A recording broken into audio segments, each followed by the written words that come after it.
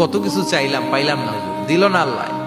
বলে না আপনার সব দোয়া কবুল, তবে কবুল হওয়ার 3টা সিস্টেম আছে। কয়টা? চান্দুল্লার ভাইয়েরা মনে থাকবে কয়টা? আপনি যত দোয়া করছেন সব কবুল, কারণ আল্লাহর কাছে কিছু চাইলে আল্লাহ ফিরাইয়া দিতে জানে না। আল্লাহ জানেই না কেমনে ফিরাইয়া দিতে হয়। সুবহানাল্লাহ কোন? চাওয়া মাত্রই আল্লাহ বলে অ্যাকসেপ্টেড, যা কবুল, দিব দিব না এটা বলতে জানে না, চাওয়া মাত্রই বলে দিব। 3 সিস্টেম। নাম্বার 1, আপনি আল্লাহর কাছে দোয়া করলেন, চাইলেন, আল্লাহ বলে দিব, বলেই তিনি দিয়ে দেন আর আপনি খুশি হয়ে যান, পেয়ে গেলেন। নাম্বার 2, আপনি আল্লাহর কাছে দোয়া করলেন, চাইলেন, তখনও আল্লাহ বলে দিব, তবে এখন না, সবুর, একটু পরে দিব। কখন দিলে আমার জন্য ভালো, আমার চেয়েও ভালো জানে কে, পরে দিবে। নাম্বার 3, চাইলেন, দোয়া করলেন, আল্লাহ তখনও বলে দেব, তবে এখনো না, পরেও না, কিয়ামতের দিন যেদিন বিপদে পড়বে ওই দিন দেব।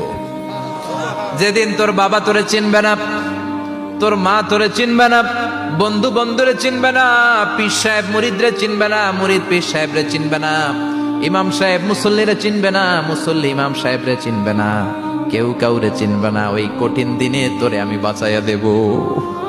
তাই দোয়া যা করছেন ছোটবেলা থেকে আজকে পর্যন্ত, লস হয়েছে না লাভ? লস না লাভ?